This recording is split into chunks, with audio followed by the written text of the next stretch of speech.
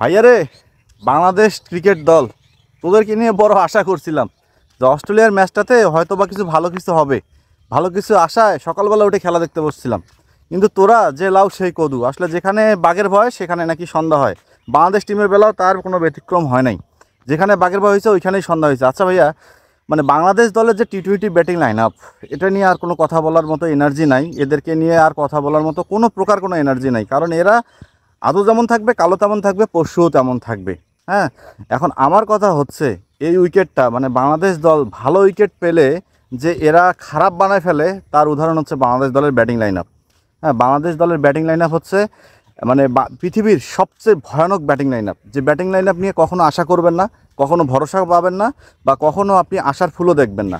হ্যাঁ, বাংলাদেশ দলের জন্য কোনো ব্যাটিং উইকেটে যেন খেলা না হয়। বাংলাদেশ দল মনে হয় ব্যাটিংয়ে নামার আগে তারা উইকেট দেখে নামে, কিন্তু তাদের জন্য ধান খেতে ভালো।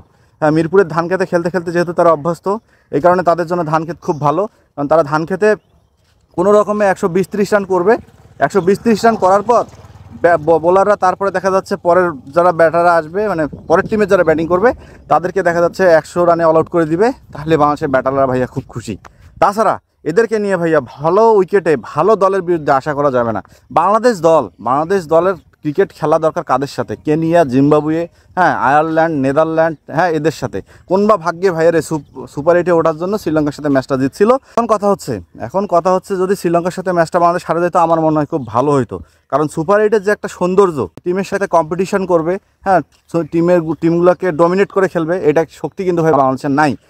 এখন আপনারা দেখেন ইউএসএর যে টিমটা আছে, যে সাউথ আফ্রিকার সাথে যে ম্যাচটা খেললো, সাউথ আফ্রিকা যতগুলো রান টার্গেট দিছে, বাংলাদেশ হলে মনে হয় ওই রানটা তো দূরের কথা, তো 3/1 রানে অল আউট হয়ে যেত, এটা আপনারা নিশ্চিত থাকেন। কিন্তু সাউথ আফ্রিকার মতো টিমের সাথে ইউএসএ যেভাবে ব্যাটিং করছে, যেভাবে ব্যাটিং করে ডোমিনেট করে খেলছে, এটা অসম্ভব অবিশ্বাস্যকরভাবে খেলছে। কারণ বাংলাদেশ দল ভাইয়া এভাবে খেলতে পারতো না। আর ইউএসএ যে বাংলাদেশের চেয়ে ভালো টিম, এটা ভাইয়া বোঝাই যাচ্ছে। কারণ ভালো উইকেট পেলে ছোটো দলগুলো ভাইয়া টি-20তে ডোমিনেট করে খেলে, যেটা আমাদের মতো বাংলাদেশের টিমের সম্ভব না। আচ্ছা, আমাদের বাংলাদেশ টিমের যে ব্যাটিং লাইন আপটা আছে, এরা কী খেয়ে ব্যাটিং করে? তানজিদ হাসান তামিম যে ব্যাটিংটা করলো, 3টা বল খেলতে পারছে ভাইয়া, তাও 3টা বল সে মনে হয় চোখ দিয়ে দেখে নাই যে বলটা কোন দিক দিয়ে চলে গেছে। হ্যাঁ, আমাদের লিটন, মোনালিসা, তার সম্পর্কে আর কি বলা উচিত? তাকে আর কি বলতেছে? আমি ক্লান্ত ভাই, আমার মাফ করে দে, আমি আর কিছু বলতে পারবো না।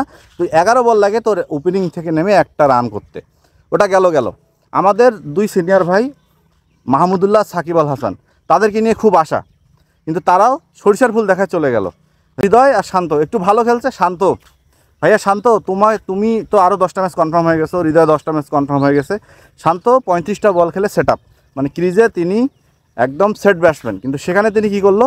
তিনি এমন একটা শট খেলে আউট হলো, সেটা কি বলার বাইরে। তো সেকেন্ড ইনিংসে দেখেন, আমাদের সেকেন্ড ইনিংসে যে বোলারগুলোদের উপর যে আশা করছিলাম যে বোলাররা মনে হয় একটু ভালো করবে, কিন্তু না ভাইয়া, 6 ওভার খেলা দেখছি, তারপর বৃষ্টি আসছে। এখন একটা কথা কি, বৃষ্টিটাও মনে হয় আমাদের সাথে বাটপারি করে ফেলেছে। বৃষ্টিটা যদি টাইম মতো চলে আসতো, বৃষ্টিটা যদি সেকেন্ড হাফের পরেই চলে আসতো ভাইয়া, তাহলে তো অন্তত পক্ষে ম্যাচটা বাতিল হলে একটা পয়েন্ট আমাদের কপালে জুটতো। সেটাও মনে হয় আর জুটলো না, সেটাও আর জুটবে না। কারণ 6 ওভারে 60 রান দিয়ে ফেলছে। 60 রান মানে রিয়েল মেথডে হিউজ পরিমাণ রানে জিতে যাবে হচ্ছে আমাদের অস্ট্রেলিয়া। এই হচ্ছে ভাই বাংলাদেশ দলের সুপার 8-এ অস্ট্রেলিয়ার সাথে ম্যাচের ব্যাপার। বাংলাদেশ দল যে নিজেদেরকে বড় টিম হিসেবে দাবি করে যে তারা বড় টিম, হ্যাঁ, তারা আসলে আমরা যে কাজে নয় কথায় বিশ্বাসী, এই কথাটা আবারও বাংলাদেশ দল প্রমাণ করলো। কারণ নিজেকে খুব বড় দল বলে প্রুফ করে যে আমরা বড় দল হতে পারছি, বড় দলের কাছে কাতারে যাচ্ছি, আমরা বড় টিমের সাথে খেলতে চাই। ভাইয়া, বড় টিমের সাথে খেলতে গেলে যে তোদের হাঁটু কাঁপে বড় টিমের সাথে খেলতে গেলে, সেটা তো আজকে একদম হুবহু প্রমাণ পাওয়া গেল। যখন পেট কামিন্স হ্যাট্রিক করলো, এরপর হ্যাজেলহুডের বল তো তারা চোখ দিয়ে মনে হয় দেখতেছিল না। এরপর যদি আপনারা স্ট্রাইকের কথা যদি তাকান, আবার কি বাংলাদেশ দলের ব্যাটসম্যানরা রিশাদ, তানজিদ হাসান, তামিম, হ্যাঁ, হৃদয়, এরা আবার কি করে ইন্টারভিউ দেয় 71 চ্যানেলে খেলা যোগে। তারা যদি স্টককে পাইতো তাহলে পিটায় তামা বানাইতো। তাদের স্বপ্ন ভাই, এটা তোরা ঘুমে স্বপ্নে দেখ, কখনো বাস্তবে ভুলেও এই কাজ করিস না, ভুলেও পিড়াইতে যাস না। কারণ যে তানজিদ হাসান তামিম বড় কথা বলছে, সেই তামিমের ভাই হাঁটু কাঁপতেছিল ওপেনিংয়ে, বুঝতে পারছেন না? লিটন তো ভাই বল চোখ দিয়ে দেখতেছিল না।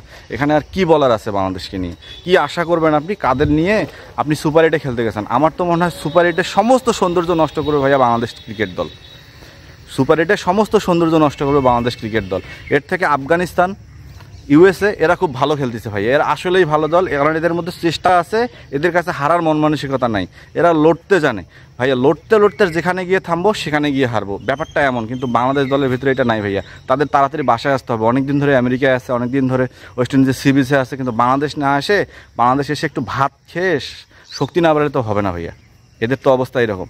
তাছাড়া তো এদের কোনো উপায় নেই, এদের কোনো উপায় নেই ভাইয়া, এদেরকে নিয়ে আর কোনো আশা নেই। সুপার 8-এ একটা ম্যাচ যদি বাংলাদেশ জিততে পারে, আমার মনে হয় না একটা ম্যাচও জিততে পারবে, কারণ যে 3টা দলের সাথে পড়ছে, আগামীকাল তো ভারতের সাথে খেলা না, অন্ততপক্ষে এই ম্যাচটা যদি ডোমিনেট করে জিততে পারতো তাও শান্তি লাগতো, যে সুপার 8-এ আর কোনো ম্যাচ না জিতলেও হবে। কিন্তু না, এটাতেও তো ভাই ভারতের সাথে তো জেতার কথা স্বপ্নেও আর চিন্তা করা যাবে না।